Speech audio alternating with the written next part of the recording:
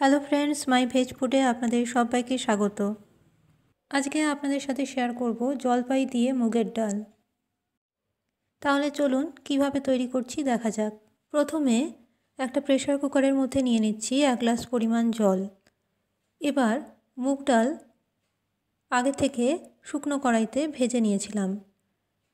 ডালটা জল দিয়ে ভেজানো ছিল 30 মিনিট।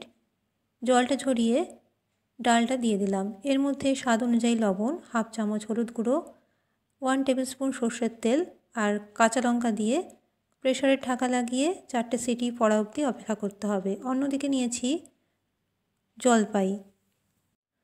জলপাই সেদ্ধ করার জন্য প্রেসার কুকারে কিছুটা জল দিয়ে জলপাইগুলো দিয়ে দিলাম। এখানে 100 গ্রাম জলপাই আছে। জলপাই দিয়ে দেওয়ার পরে প্রেসারের ঢাকাটা লাগিয়ে দেবো আর 2টো সিটি পড়া অবধি অপেক্ষা করতে হবে। 2টো সিটি পড়ার পরে জলপাইগুলো প্রেসার কুকার থেকে বের করে জল ঝরিয়ে ঠান্ডা করে নিয়েছি। এবার জলপাইয়ের থেকে বীজগুলো আলাদা করে নিতে হবে। এখানে একটা কথা বলে রাখি, আমার চ্যানেলের সব রেসিপি সম্পূর্ণ নিরামিষ।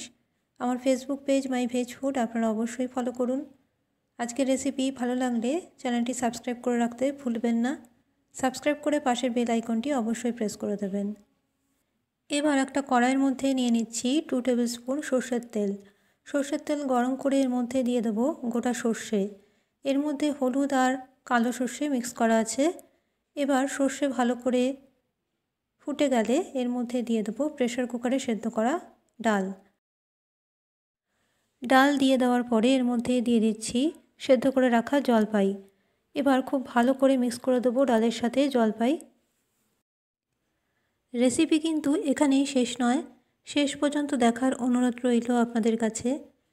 জলপাইয়ের ডালের মধ্যে এর মধ্যে দিয়ে দিচ্ছি স্বাদ অনুযায়ী চিনি।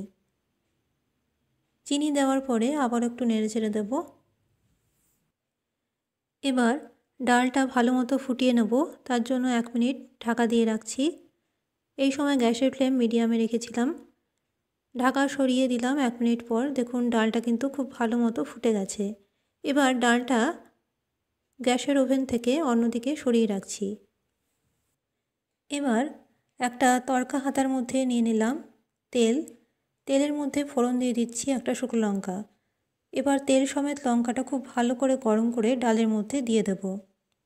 ডালের মধ্যে দিয়ে দেওয়ার পরে একটা ঢাকা দিয়ে ঢেকে রাখতে হবে 1 মিনিটের মতো। 1 মিনিট পর পরিবেশন করুন জলপাই দিয়ে মুগের ডাল। আজকের রেসিপি কেমন লাগলো অবশ্যই কমেন্ট করে জানাবেন। ভালো লাগলে একটা লাইক করবেন, শেয়ার করবেন প্রচুর পরিমাণে। আর রেসিপি ভালো লাগলে চ্যানেলটি সাবস্ক্রাইব করে রাখতে পারেন এই রকম নিরামিষ রান্নার আপডেট পেতে। জলপাইয়ের ডাল এইরকমভাবে একবার খেয়ে দেখবেন, খুবই ভালো হয় খেতে। আজকের মতো আমার রেসিপি এখানেই শেষ করলাম। ভালো থাকবেন, সুস্থ থাকবেন। নমস্কার।